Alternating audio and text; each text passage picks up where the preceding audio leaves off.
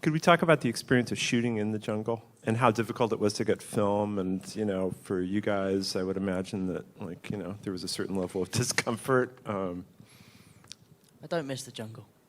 You don't miss the jungle at all. It was pretty, but no, I don't miss it. No. Uh-huh, okay. It was horrible. What do you mean? Yeah. Of course you shouldn't miss it. It was terrible. It's like I said, first of all, speaking for myself, Rob did great, by the way. Yeah. But I'm, as I said, genetically engineered to be in the, an accountant in the shtetl. So when you put me at 100 degrees and 100% humidity and bugs and the whole thing and snakes and crocodiles and the whole thing, but it was a ridiculous. I never told Rob this, and thank God we're months now past. But there's this scene in the movie where they're pushing the rafts, very shallow water, in the Don Diego River is where we were shooting. And at one point, close your ears, Rob. I see this thing run up the side, and it can't be a crocodile. So I called over one of the guides that we had, the Colombian guides, who were, by the way, terrific. And I said, there aren't crocodiles in this water. He says, no, there is nothing like that, nothing. I mean, you know where this is going. So we do another take, and I see the goddamn thing. I mean, I'm like, that's a crocodile. So I call the guy over, it's a crocodile. No, it's not a crocodile. It's a black caiman. So, of course, I get out the sat phone or whatever. I look up black caiman, and it's like a variety of crocodile, considerably more fearsome and dangerous than the standard Florida crocodile. I'm like, that's the worst news I ever heard. Right. So it was bad. You know, an insect with Charlie, who's now in Montenegro, couldn't be here. He's in the jungles of Montenegro. Don't ask me. But he was like late 2 hours to set one day, and he was never late, you know. And I said, well, what's wrong? And then I hear that he has had an insect crawl in his ear and is starting to eat his eardrum. Yeah. And that was week 2, and it kind of went downhill from there. It's funny because you say all this stuff, you hear about Werner Herzog and Francis Coppola and all that, and you think you're smarter and better prepared. Well, you're not, and you can't, and you get down there, and it's brutal. Yeah. I haven't seen you in forever. I love what you did for the film, and it's totally it's like an erasure of yourself in a great way. It's log rolling today, by the way. We're just going to keep complimenting each other on the stage, and you can watch. The scene that he's talking about is a campfire thing between Charlie and Rob, where they're talking about, and it seems like the first trip is going all to hell. And we had shot the medium, or I think I shot the close-ups, and I was going to go back for a medium close-up.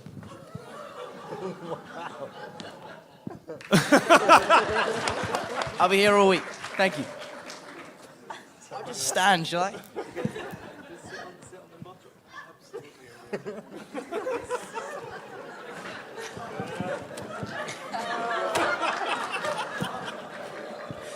Should we all just move it to the floor and should we have a little... Instagram's about to explode. I have to tell the story now, you know. I'm telling the story. I got a story. I should tell that story. You should. Yeah. You should. Anyway, to wrap it up quickly about this other thing before he tells his other story. We were shooting this close-up, and the water started to rise. This is what he's talking about. The water started to rise, and they said, oh, the river is going to flood the whole set. We were on the banks of the river. And I said, yeah, it'll take some time. Let's finish shooting the medium close-ups. No, Mr. Gray, really, you need to leave the set now. And I look over, and literally the river is going like this. There was a rainstorm up in the mountains, and the wet water came down. And when the set was overtaken by the river, 2 minutes, and people literally grabbing stuff, running away, and now I hear their caimans. Tell the story, Thomas. So I broke my nose, right, on this movie. Not in a very heroic way. It was my last day of shooting. It was my last shot, in fact. And I had a fake moustache, because obviously I'm a child and can't grow a moustache yet. But James, as it was our last day, said, can I have your phone and look at some of the photos of your experience in Colombia? said, of course. I gave him my phone. He was flicking through. And there was a video of me doing a backflip on a beach. And he was like, that's not you. There's no way that can... And I'm not the type of person to challenge. And I was like, well, just watch me. So I stood up. I had these stupid leather boots on. I tried to do a backflip and just broke my face. And yeah, I remember, I mean, I've been a gymnast since I was a little kid, and it's been years since I haven't really landed one. And I remember hitting my face on the floor going, shit, that didn't happen. I stood up, I thought I'd knocked my teeth out, and the makeup artist was laughing at me, and then when she saw my face, it went from like, oh, medic! And the guy came over and realigned my nose, and there was blood pouring out, and I got a big gash across the top of my nose. I was like, it's over, I'm done.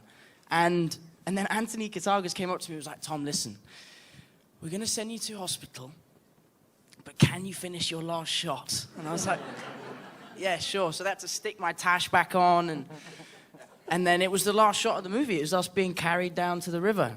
And then I went to Bogota with no one. They sent me to Bogota. No one spoke English. They kept trying to pull my trousers down at one point. And they were like, I was like, no, it's my nose. It's my nose that's broken. And they injected something in my leg, and I guess that made it all better. And then I went home and got it fixed. But yeah, so it was the craziest end to any movie I've ever made in my whole life, or ever will make, you know?